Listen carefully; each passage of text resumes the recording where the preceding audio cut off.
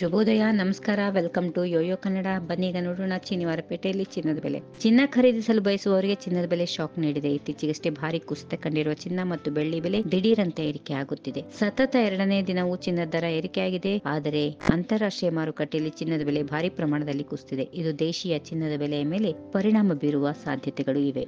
ಇತ್ತೀಚಿನ ದಿನಗಳಲ್ಲಿ ಚಿನ್ನ ಮತ್ತು ಬೆಳ್ಳಿ ದರಗಳು ಭಾರಿ ಪ್ರಮಾಣದಲ್ಲಿ ಕುಸಿತಿರುವುದು ಗೊತ್ತೇ ಇದೆ. ಆದರೆ ಈಗ ಮತ್ತೆ ಗೋಲ್ಡ್ ರೇಟ್ ಏರಿಕೆಯತ್ತ ಮುಖ ಮಾಡಿದೆ.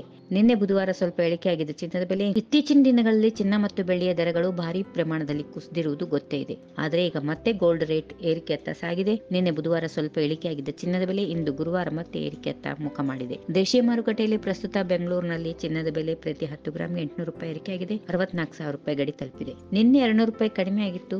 24 ಕ್ಯಾರೆಟ್ನ ಅಪರಂಜಿ ಚಿನ್ನದ ದರ ಕೂಡ 10 ಗ್ರಾಂಗೆ 870 ರೂಪಾಯಿ ಏರಿಕೆಯಾಗಿ 69,820 ರೂಪಾಯಿ ಏರಿಕೆಯಾಗಿದೆ. ನಿನ್ನೆ ಅಪರಂಜಿ ಬೆಲೆಯಲ್ಲಿ 210 ರೂಪಾಯಿ ಇಳಿಕೆಯಾಗಿತ್ತು. ಇನ್ನು ಬೆಳ್ಳಿ ಬೆಲೆಯ ವಿಚಾರಕ್ಕೆ ಬಂದ್ರೆ ದೆಹಲಿಯಲ್ಲಿ ಒಂದೇ ದಿನದಲ್ಲಿ ಪ್ರತಿ ಕೆಜಿಗೆ 2,000 ರೂಪಾಯಿ ಏರಿಕೆಯಾಗಿದ್ದು 86,500 ರೂಪಾಯಿಗೆ ತಲುಪಿದೆ.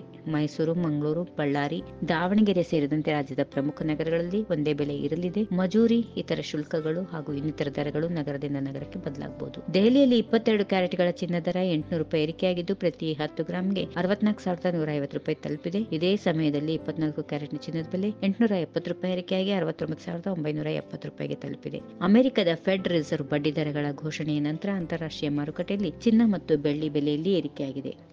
ಈ ವಿಡಿಯೋ ನಿಮಗೆ ಇಷ್ಟವಾದಲ್ಲಿ ಲೈಕ್ ಮಾಡಿ, ಶೇರ್ ಮಾಡಿ, ಸಬ್ಸ್ಕ್ರೈಬ್ ಮಾಡಿ.